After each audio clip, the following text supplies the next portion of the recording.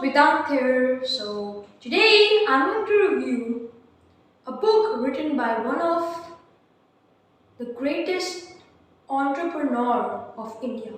Yes, it is Sudha Murty. Now, from the past few days, I've been wondering that I've been reviewing a lot of books that are a series, and I thought I should focus more on the standalone books rather than the series one. So I thought, why should I start with Sudha Murty's book, and the book's titled as 3000 Stitches.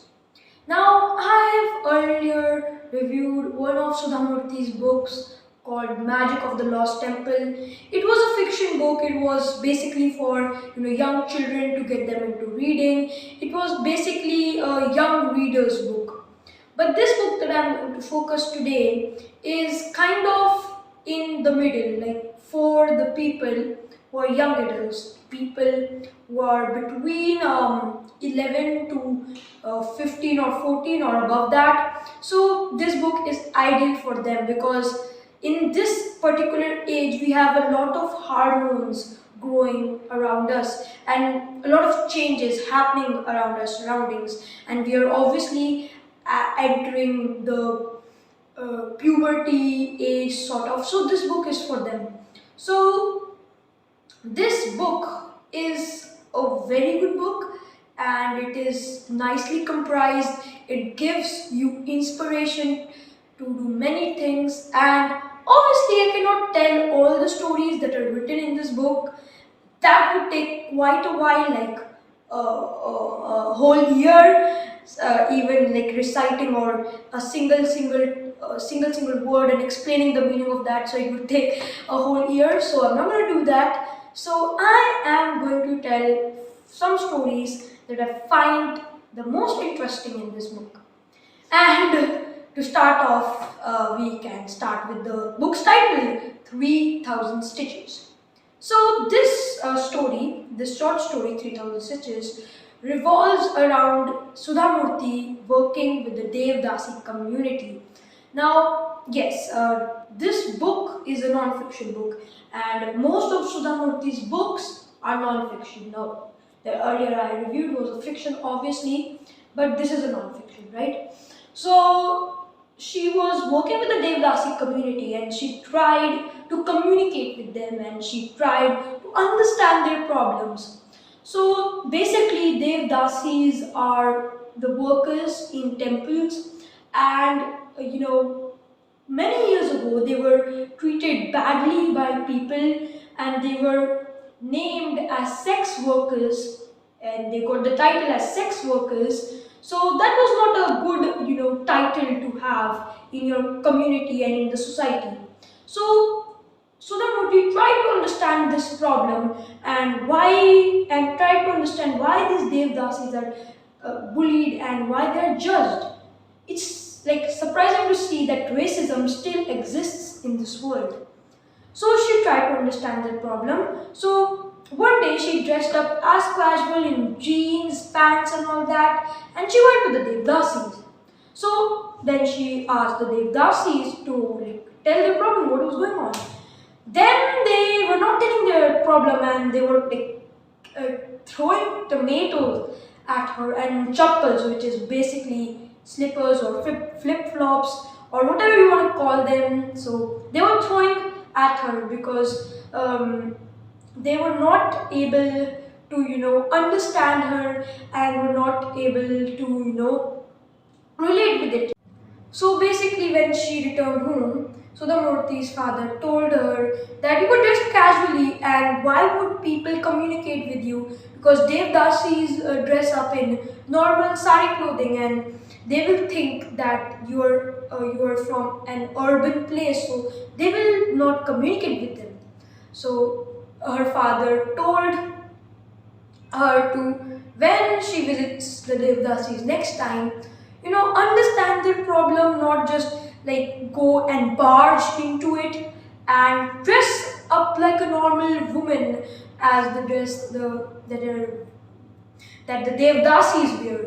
So the other day she went to the Devdasis again, and she dressed up in a normal sari, and she communicated with them. Then she understood their problem, and she worked with the Devdasis, and then she was able to communicate with them, understand their problem, and here she started the Infosys Foundation.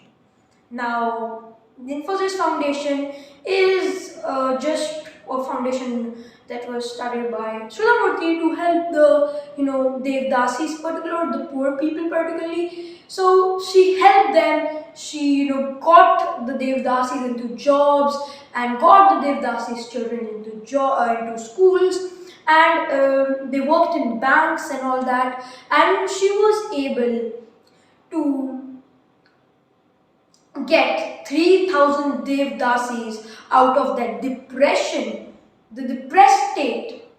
And one day they opened a bank, and the Devdasis opened a bank, and the bank reached a milestone. So to celebrate that milestone, they invited Sudha Murty and for the celebration of that milestone, and they presented a bedspread to Sudha Murty, which was made of the 3,000 Devdasis that Sudha Murty had helped. It was not that beautiful, but it was made by the 3,000 stitches. Now let's move on to the second story that I really felt very grateful. So the story I'm going to tell is when Sudha Murty was in London with her grandchildren. So she was telling her grandchildren the story of the Lord Krishna, the Hindu god. So when she was telling the story of Lord Krishna, she told the story to them, and they enjoyed it, and they were they were adoring it and all that stuff. So they promised Sudha Murty to they will rejuvenate the story and tell them the next day. So obviously, we all Indians remember the story of Sri Krishna and his naughtiness. So when they, rejuvenated the story, they told it in a different way, in a modern world, and in a very advanced world. And Sudha Murty was like very surprised.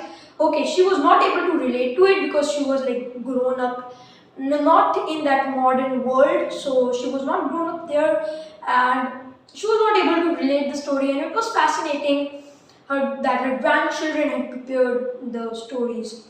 So that was very good, and these small, and I really liked this story. So the third story I'm going to tell you is about when Sudha Murty visits, when she travels and visits many other countries like Iran, Uzbekistan, Cuba, and all those countries that they are very least visited countries, and almost no one knows about them. So when she visited them, she found the art and the interest the people had in Bollywood. The interest the people have. It was very fascinating that the people were, they knew a lot of things about Bollywood. Even Bollywood is originated in India. They were like die-hard fans of Bollywood in other countries. And Sudha Murty was like very surprised after seeing this, because she was very surprised. She attended some, like when she went to Iran, she went to a shop, or not a shop, a sort of thing. It was not a shop. It was like a very small shop where a person was serving naans to the people. Now, when he was serving naans, those Sudha Murty could not understand him, so he gave Sudha Murty free naans, the Indian food. He gave Sudha Murty free naans, and the reason for that was Bollywood. He recognized that Sudha Murty was from India, and he gave him free naans. And the same thing happened in Cuba. So when Sudha Murty was going to a market nearby in Cuba, what happened was that she, bought her stuff, and the bill was 10 pesos, the currency of Cuba. So 10 Cuban pesos was the bill. So, though the Cuban people speak Spanish, so they said that we will take 5 pesos, don't give us 10 pesos. So, you can see that they recognized Sudha Murty was from India, and she got 5 pesos discount because of Bollywood only. And yes, so you can see the beauty of Bollywood in other countries. The Bollywood, the Indian cinema is expanding. And in this very story, she also told that she, when she was younger, like maybe when she was 15, 14 or 16 or 17, she had actually watched 365 movies in a year. She was so crazy about the Bollywood movies, and she loves watching movies. She watches a lot of movies, and she still watches a lot of movies. So the fourth and the final story I'm going to tell you is about food. Again, about food. So we all love food, yes, and do we know that where the food originated from? No? Or do we? No. And you guys might think that most of the Indians' foods like samosa or tomatoes originated from India, but actually this is not true. So this story was told when Sudha Murty visited a very good friend or a relative's house. So when she visited that house, so they invited her for dinner actually. So when they were discussing, she found a lot of dishes, and they were basically foodies, the people who were eating. And Sudha Murty herself is a big foodie. So they were discussing about food, and they ended up on the topic where the food came from. So the food that we eat don't come from the country that we think. So Indian people think that samosa obviously comes from India, but it doesn't. It comes from Persia. Yes, it comes from Persia, now known as Iran, and it comes from there. And tomatoes, we adore tomatoes as Indians. We eat tomatoes daily, and we use tomatoes to make curries in like many vegetable curries like paneer. When we cook shahi paneer, we first make the curry of the paneer of the shahi paneer and dip the paneer in it afterwards. So we use tomato in our daily lives. So you know that tomato didn't originate in India. It was brought in India, it was traded in India, and it originated in Mexico.